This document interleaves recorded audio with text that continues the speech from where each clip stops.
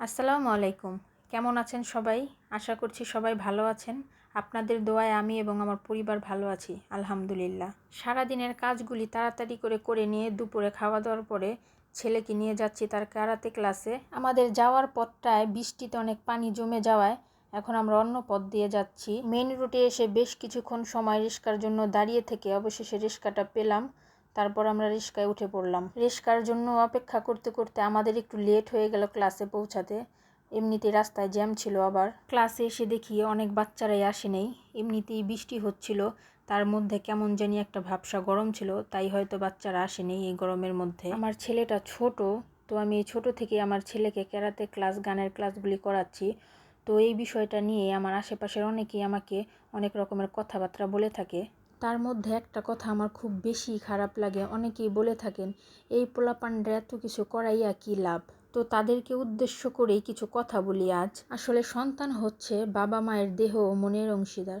পৃথিবীর সকল বাবা মাই সন্তানের জন্য সব সময় উত্তমটাই চিন্তা করে, কিন্তু কিছু কিছু সময় তার বাবা মা সন্তান থেকে যেমনটা আশা করে তেমনটা পায় না। আবার অনেক বাবা মা আছে যারা তাদের সন্তান দিয়ে কখনোই ভালো কিছু আশা করেনি, কিন্তু শেষ বেলায় সেই সন্তানই তার বাবা মাকে তাদের চাওয়া থেকে অনেক ভালো কিছু উপহার দেয় জীবনে, তাদের মুখের হাসির কারণ হয়।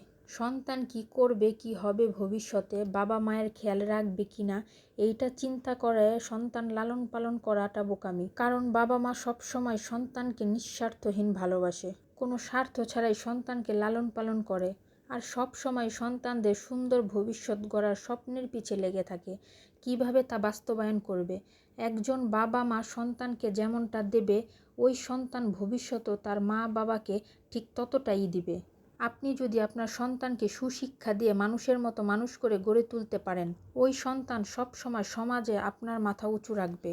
সন্তানকে লেখাপড়া করিয়ে যদি সুশিক্ষাই দিতে পারা না যায়, একজন মানুষ হিসেবে গড়েই তোলা না যায়, তাহলে আপনি আমি ব্যর্থ।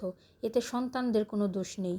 একটা মানুষ সৎ শিক্ষা সব সময় নিজ ঘর পরিবার থেকেই পায়। তাই সন্তান ভবিষ্যতে আমাদের জন্য কি করবে এইটা না ভেবে সন্তানদের জন্য আমরা কি করছি, কি দিতে পারছি, কতটুকু মানুষ করে গড়ে তুলতে পারবো, এইটা ভাবা উচিত। বীজ ভালো হলে ফলন ভালো হবেই। আপনি আমি ভালো হলে আমাদের সন্তানও ভালো হবে, আর এই সন্তানই একদিন আমাদের দেশ, সমাজ এবং পরিবারের মুখ উজ্জ্বল করবে।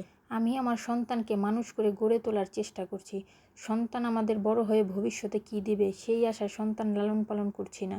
তবে হ্যাঁ, প্রতিটা বাবা মায়েরই কিছু স্বপ্ন থাকে তাদের সন্তান নিয়ে, কিছু উদ্দেশ্য নিয়ে তারা সন্তান লালন পালন করে।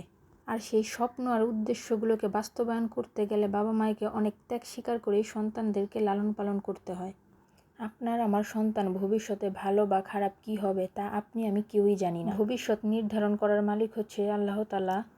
তো আমরা বাবা মায়েরা সন্তানদের সঠিক রাস্তা শুধু দেখাতে পারি, আর তারা যেন ভালো মানুষ হয়, তাদের ভবিষ্যৎ যেন সুন্দর হয়, সেই চেষ্টাই করতে পারি। আর সকল বাবা মাই চেষ্টা করে তার সন্তানদেরকে সঠিক রাস্তা দেখে ভবিষ্যতে এগিয়ে নিয়ে যাওয়ার। আমিও আমার সন্তানদেরকে মানুষ করে গড়ে তোলার জন্য সেই চেষ্টাটাই করছি। আর এই বিষয়গুলি যদি কারো কাছে ভালো না লেগে থাকে, তাদের জন্য আমার করার কিছুই নেই, কারণ আমি আমার সাধ্যমতো চেষ্টা করব আমি আমার সন্তানদেরকে মানুষ করে গড়ে তোলার। সন্তান আমাদের ভবিষ্যতে কি দিবে সেটা আল্লাহ তাআলাই নির্ধারণ করবে।